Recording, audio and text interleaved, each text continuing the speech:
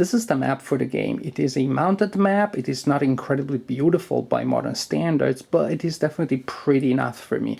Also, it is pretty functional, with the exception of several terrain features that are symbolized by little symbols that are in the middle of the X. That means that when you have units on top of them, you cannot really see what the symbol in that X is. So, for example, it's pretty hard to tell regular high ground from high ground that also has a ragged crest in it. So often you will have to move units around just to double check what is the exact terrain that they're sitting on. What you see here is the initial setup with the Axis units that are all along this edge here, and then also around this area here, and then scattered around the map you have the Allied units. The game lasts 12 turns, and at the end of the game you determine the winner by counting victory points. The Axis player can score victory points by control of 6 hexes: 1, 2, 3, 4, 5, and 6. The previous owner coded them by placing an asterisk in each of them, and that really helps. The ally player can score victory points by control of 3 axes up there: 1, 2, and 3. But these 3 axes, they're not only, well, less in terms of numbers than these other axes here, but they're also less profitable in terms of victory points. So if the ally player controls those 3 axes, but has lost control of these axes here, the Axis player is still going to win big time. So the main objective for the ally player is definitely to defend this area here and these hexes here. Also, the Axis player is going to receive reinforcements much earlier than the ally player. This stack of units here is going to enter from that area during turn 1, and this other stack of units here is going to enter anywhere around this area of this edge here. So there's going to be quite a substantial number of Axis units on the map at the beginning of the game. These 2 stacks has some very powerful units in them.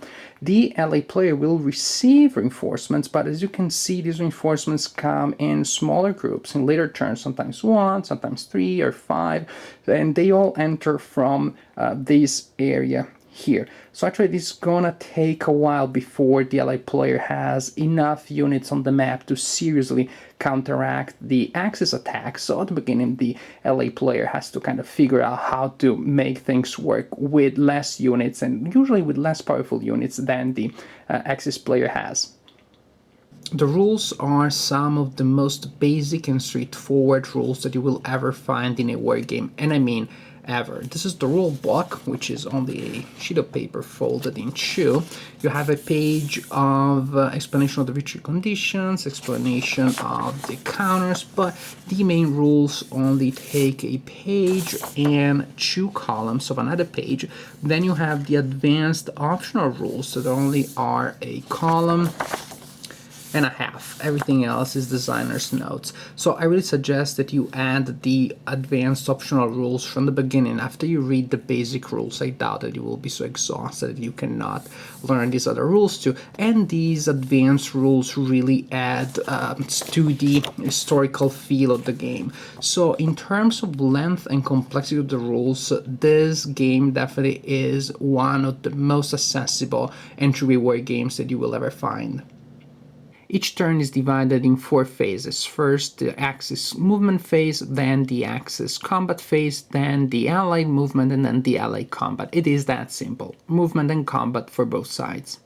During his movement phase, a player can move any and all of his units by up to the movement allowance printed at the bottom right corner of each counter. Of course, different types of terrain will cost different amounts of movement points. Moving by road or by track costs less, and moving in high ground costs more than clear terrain, of course.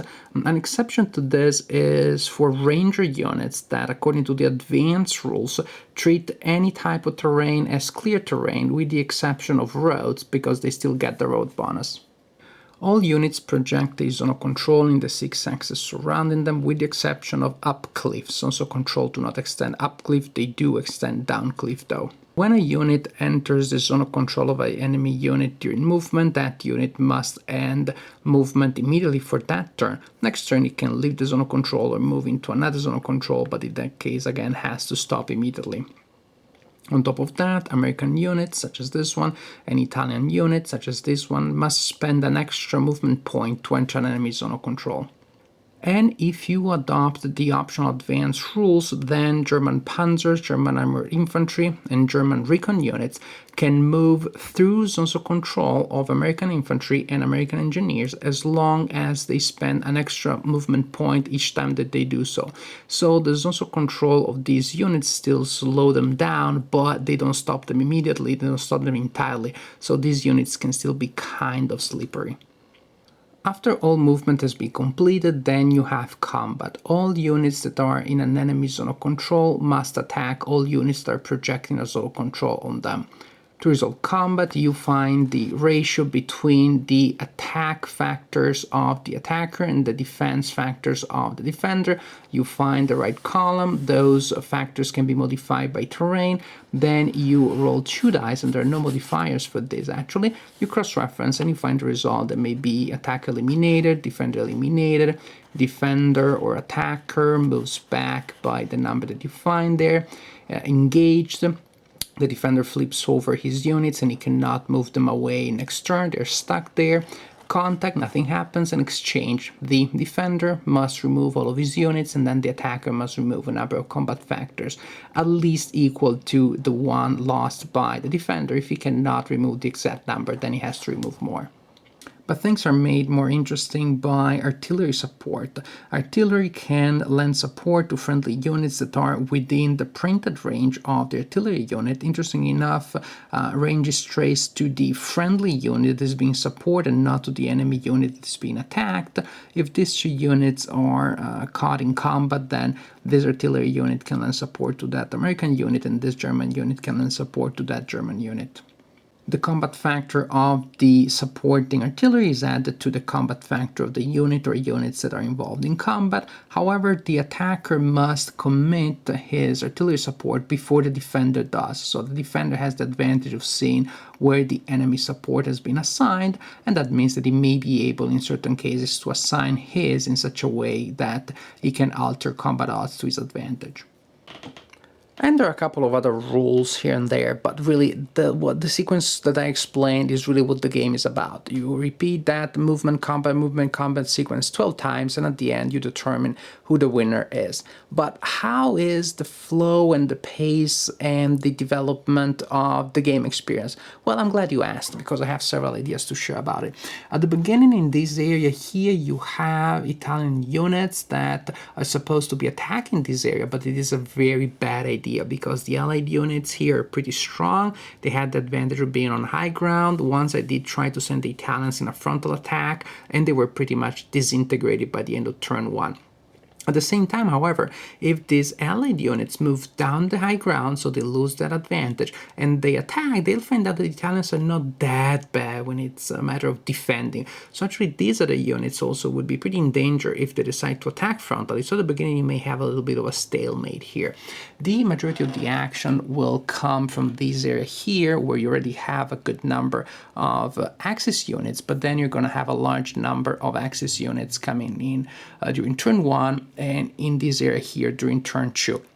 And they will form this wave that is going to be pretty hard to stop for the LA player. The Axis player may decide to send part of that wave to eliminate these units here, so the Italians can come in and lend a hand, or they can just run in this area here where the victory axes are and try to take control of as many as possible as soon as possible before the main reinforcements of the LA player come in. Meanwhile, the LA player can try to stop or at least slow down the Axis units by taking advantage of terrain. There are several features here that may allow the LA player to create bottlenecks. Here you have this cliff that's not passable, the wadi that gives good defense bonuses. Here another cliff, so if the LA player places units here, it can create a good line of defense, losing Kasserine, however. Here you have another area where defense can be created, taking advantage of terrain here too.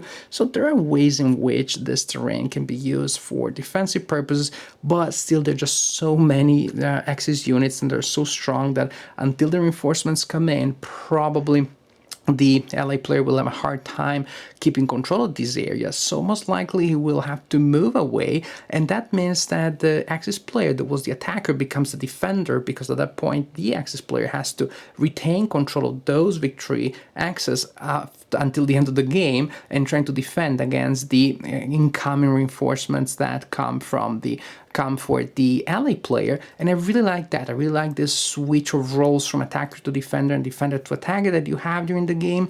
I like how this can happen in different ways. More or less you have the sketch that I showed you here, but really between terrain and different use of units, there are a variety of ways in which that sketch can come to life in a variety of different games.